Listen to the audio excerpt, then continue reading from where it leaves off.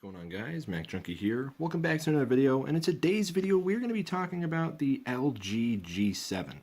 Now, the G7 is almost a year old. It was actually released last year, May 2nd, 2018, and it sort of flew under the radar.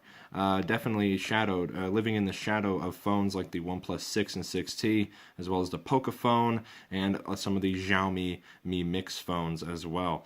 Now, the reason I have this phone is because, well, I got a discount on it at Verizon. And so far, I've used it for about 2 weeks, and I personally think it's one of the most underrated phones of last year. But we're going to be seeing if it's worth buying in this year, seeing that the Snapdragon 855 is about to come out. Is it still worth it to buy this phone? Now, right off the bat, yes, there is a notch, as you can see right there, but luckily you can turn the notch off in the settings. If you go to Display and you go to New Second Screen, you can actually just turn it off like that, as you can see, or you can actually customize it and add things like little rainbow effects and things like that. But if you want to turn the notch off, you can. But other than that, there really isn't much of a downside to the phone. Now, of course, you can't disable the notch in every app. Some apps will use it. But luckily in YouTube, when you're viewing YouTube videos, it does cut out the notch. The video will not take up the notch real estate like on the iPhone X. And there's also, of course, the pinch to zoom. So you can still zoom out and view in a regular 16:9 aspect ratio because this phone is unusually narrow. It has a 19.5:8 aspect ratio, if I am correct. And that is a very long phone, but it also means it's easier to grab, but it is a very tall phone. I have very big hands, like I can palm a basketball, but it's actually pretty difficult for me to reach up to the top. I have to really shift up there to grab the notification shade and bring it down. So luckily they have this little mini view feature where if you swipe, you can get the phone in a little mini version just like this, and then you can use it easily one-handed. So that's a very helpful little feature there. Some other phones have this, but it's just a few little perks that make this phone awesome and fun to use. Now, another great thing about the phone is the headphone jack. Not only have LG kept the headphone jack, but they've also upgraded it to the point where it's better than any other smartphone ever. Literally ever. No other smartphone companies do this. And Samsung doesn't do it. Samsung still has their headphone jack, but they haven't done anything like this. LG has a quad DAC. If my phone would focus in on there, it has a hi-fi quad DAC. Where is that? There it is. So it's got a hi-fi quad DAC. Whenever you plug in headphones, it will turn on this hi-fi quad DAC, which filters audio a lot better and produces a much clearer sound than regular headphone jacks on mobile phones do. So if you're an audiophile and you have high-end headphones like me, I have the Sennheiser HD 598s. If you plug those in, not only will this phone be able to drive those headphones at a considerably high volume, but it will also produce a very clear audio output. So any audiophiles are going to love this phone for listening to music. Now, another talking point about this phone is the screen. It seems that they've downgraded the screen from an OLED to an IPS, although I wouldn't necessarily call it a downgrade. I actually like the screen on here a lot. Now, of course, it doesn't get as inky of blacks as an OLED screen does, but this also allows LG to make a super bright display, up to 1000 nits. So right now, we're sitting at around 60% brightness, but if I tap this little brightness boost, the brightness gets really high. Now, I have a sort of dark wallpaper, so that doesn't really show it. So we'll go and open Google here. And as you can see, well, it looks like my internet's dying. But as you can see, the screen is really bright to the point where my camera is actually just blurring out everything else. Let's go ahead and set it back to where it was there. So yeah, viewing this phone in daylight is very easy. If you boost the screen, which it can only do that for about 3 minutes before it will turn itself off because it kills battery. But when you're doing that, it is super easy to see what you're doing in sunlight. And I personally think that's okay. Since it's an IPS display, I won't have to worry about any OLED burn-in or anything like that. And overall, I don't really care too much that the blacks aren't as inky as they could get. I definitely like that boosted brightness feature. All right, guys, so I got my old iPhone here. This is the phone I used to have before switching to this one. Now, what I'm going to do is I'm going to compare the speakers. Now, LG claims that this phone has the loudest speaker on any phone, and they would actually be correct. The speaker on here can get up to 114 decibels, and now, it does only have a mono down-facing speaker, which is unfortunate, but it does use the entire body of the phone as a resonance chamber to amplify bass, and we're going to see how that does. Both phones are set to full volume. I'll go ahead and show you there. There's my volume set to 100, and the volume on the LG is set to, well, not the ringtone. We don't want that set to 100. We got the, right down here, I'll just show you guys. As you can see, it's set to 100 right there for music and media. So we're going to go ahead and play the song on both of these phones and see how it sounds. All right, so first let's start with the iPhone here.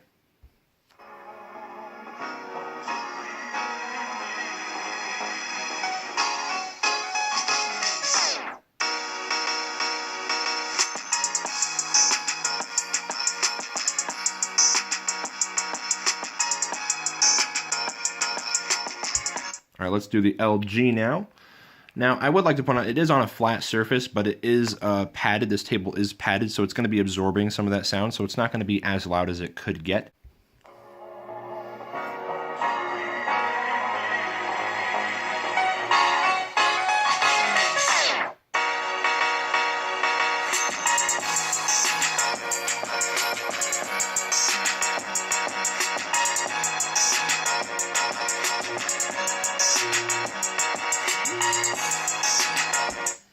So for me, that was obviously, it's way louder. Now the camera that I'm recording on is probably going to try and even that audio out, but hopefully you guys were able to tell. This phone is a lot louder. Not only is it louder, but it also produces a lot more detail in the bass. I could actually hear the bass range of the song moving around, whereas on the iPhone, all I could really hear was a tiny little thump, and there was no really resonating bass at all.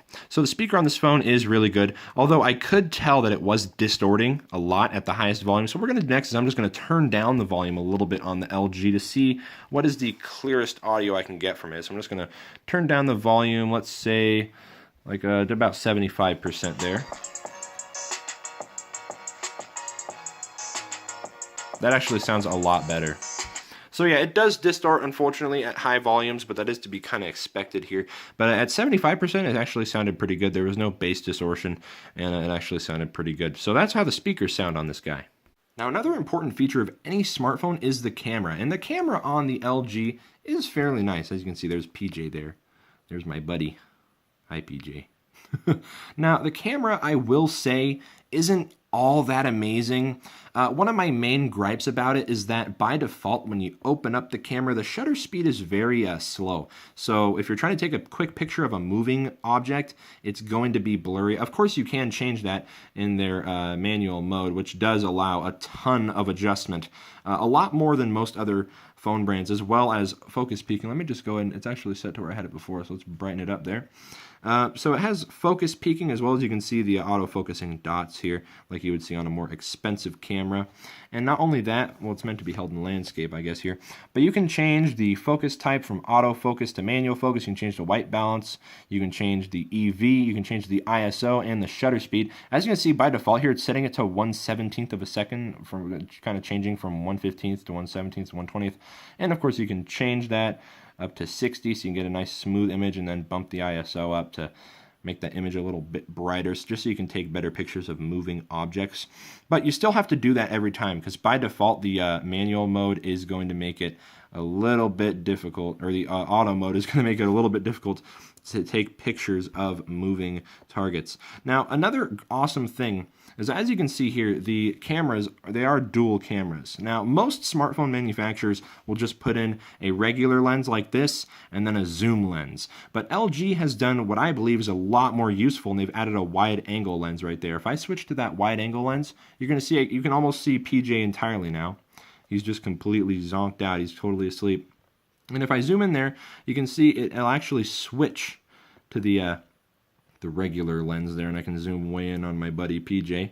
And then if I zoom out, you see that little bar there. When I go past it, it'll switch to that wide angle lens, and then I can zoom out even more and get a ton of area. Now there's the wide angle. So let's go and compare it in the landscape. I'll switch to the regular camera like that.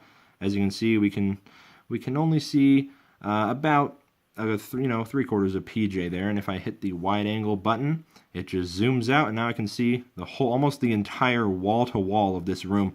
And I'm really close to that wall. I'd say I'm about 5 feet from the wall here. The room is pretty small, but definitely I think this is a much more useful feature than having a 2x telephoto zoom, which I don't think is really that useful in many cases. Alright guys, so now I'm recording on the LG G7. This is just to get a little video sample. I'm recording in 4K at 60 FPS, although this video is probably going to be in 1080p 60, just so it doesn't take forever to upload. But here's my buddy PJ. There he is. Now, I'm using the main lens right now. This is the optically image stabilized lens, so everything looks a lot smoother. And as you can see, PJ looks absolutely adorable here. We're going to go take a look at Lola because she decided to leave a little early. So let's go take a look at Lola. Let's go see Lola in my dirty room. Where's Lola? Oh, there she is. She's sticking her head out. And here's PJ, but here's Lola. Hi, baby. How you doing? Oh, good girl. Good girl, Lola. All right. Now, another feature, this is also on a lot of other smartphones, but I just really like being able to turn on the flash while recording. I don't know why iPhones can't do this. They really should. I remember back when iOS 9 was the main operating system and I jailbroke my phone, it was a jailbreak hack that you needed to get just to be able to turn on your flashlight while recording. But you can do that easily on here, and we can get real close up on Lola here. Let's focus in on her. We're actually using the wide-angle lens right now, just to point that out. Now, the wide-angle lens is actually really wide. It's a 107-degree field of view. But I'm going to go ahead and swap over to the regular lens real quick, because something to point out about the wide-angle lens is that it can't focus on anything. If you hold something in front of it and you try to tap on the screen to focus, it won't do that because it cannot. And if you have something really close up to it, it will not focus on it, but that does kind of make sense. So it's meant to be taking shots of stuff that's far away. I'm going to go ahead and switch over to the main lens real quick. Alright guys, now I'm on the main lens, so this is the optically image stabilized one. Sorry, I actually thought I was on the regular one when I was recording before. But as you can see, here's Lola, and it's focusing a lot better on her now because we are in that main lens, and I can also tap to focus just like you would be on any other smartphone. I can tap to focus anywhere I want, and I can, of course, still turn on and off the flashlight just like that. So let's go ahead and take a look at Lola here. And take a look at her whiskers. Focusing on those really nicely. She's like, what are you doing? Yeah. So hopefully this does give you guys a good idea of how the audio sounds as well, because a lot of people say the audio on the LG G7 is top notch, especially compared to phones like the Pixel. So here's PJ. There he is. And as you can see, the cameras on both the wide angle and the regular are pretty much identical in image quality. The only difference is that this main one that I'm using right now is image stabilized, and the wide angle is only electrically stabilized, so it's no physical stabilization. It's all done with programs or software. So this is a look at the cameras and the audio, and hopefully you guys think they look good. So guys, that was the camera. The camera isn't anything too special, except for the wide-angle lens. I think that's a great feature, as well as all of the different settings you can do, especially while recording videos. That is one of my favorite features about this phone. The camera's not going to be top of the DxO scores or anything like that. The S9 is actually a nicer camera, I believe. It has a better processing. So anyways, we're going to go ahead and move on here. Now, of course, a lot of people want to hear about the Geekbench scores of the phone. Now, I have already tested this, and it has 3 different power saving modes, as it's regular, then it has extended and maximum, which, unlike Samsung phones, actually allows you to use the phone completely normally. In the maximum mode, it doesn't make you choose your apps that you can use and restrict what apps you can and can't use, which some people may find annoying. I actually like that. So I'm going to go ahead and show you guys the history. So I have 3 on here. I have 1 with no changes to the to anything. There's no battery saving. As you can see, the multi-core is 8,000 and the single core is 2,000. With the extended battery saving, we get a 5,800 score in the multi and then a 1,377 on the single. And then when we go to our maximum battery saving, our multi-core is 3,600 and our single core is in the hundreds. It's 874. So there is the differences between all the different power saving modes on Geekbench. So it is still a very quick phone. I'm going to be doing a speed test of this phone against my iPhone SE just for fun. I know it's not going to really apply to any people, but I just want to compare this phone to my old one, see how much faster it is. So guys, now we're going to take a little bit of a look at the design. Now, of course, you can already see the screen, but I am using a case just to keep it a little bit safer. I'm going to go and pop it out of this case. And I do have a magnet plate right here just for using it on my car mount. And as you can see, I have the silver version. And it is a fingerprint magnet. As you can see, there's fingerprints on it from when I last had it out of the case. But it is an all-glass design. But something that I like about it, I'm just going to try and get the camera to focus on here, is that it has these curved edges, if I can get the phone to focus on it. There we go. It has these curved edges that make it really easy to grip out of the case. I just really don't like not having a case on the phone. It does feel pretty grippy, but glass is pretty slippery, so I would be pretty careful, although it does feel like I have a good grip because of these curved sides here. Now, there is a very small bezel surrounding the entire phone and a little bit of a chin at the bottom, which did get this phone some hate because it does have a notch, and a lot of people were saying, why don't you just lower the chin so the notch can come down here? And what I speculate is that's because of the quad DAC that they threw in here behind the headphone jack. I'm just guessing, because I honestly don't know why they would have this chin either. But in my opinion, I honestly don't really care too much. The notch doesn't bother me too much, and this chin doesn't bother me too much. I think it actually makes it a little easier for me to reach all the way to the bottom of the phone. And it also stops my pinky from coming onto the screen and messing with the touch controls here. But either way, that is something to take into consideration if you're really a stickler about screen-to-body ratio. But in my opinion, it doesn't really matter too much, and overall the design is really good. Now on the sides, you have your volume buttons, and then you have an assistant button. Now unlike Samsung, this does not launch the useless Bixby assistant. It launches the Google Assistant. I wish it was remappable, but if I do press it, as you can see, Google pops up right there. Now, I don't really need Google right now, so we're going to throw it away. But you can turn this off if you don't like that idea, but at least it does launch a usable assistant. Another thing LG did was relocate the power button. As you can see, it's here on the right side. It used to be on the back with the fingerprint reader. The fingerprint reader used to be the fingerprint reader and the power button.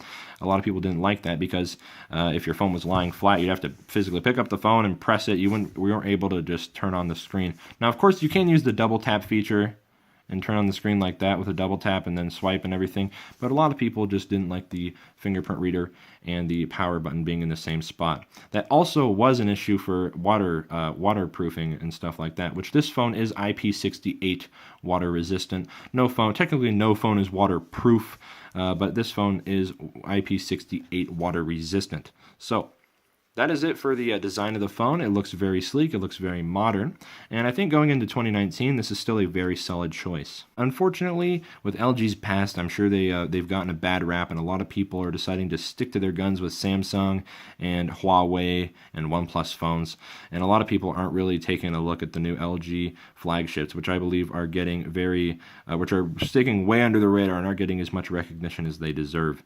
Now, a lot of the older LG phones boot looped and things like that, but this phone doesn't seem to have any chance of that happening, and it seems like a very solid flagship going into 2019 and possibly 2020. Anyways, guys, thank you for watching this video. If you guys liked it, please be sure to leave a like. If you liked it a lot, subscribe as well, and I'll see you guys in the next video. Bye.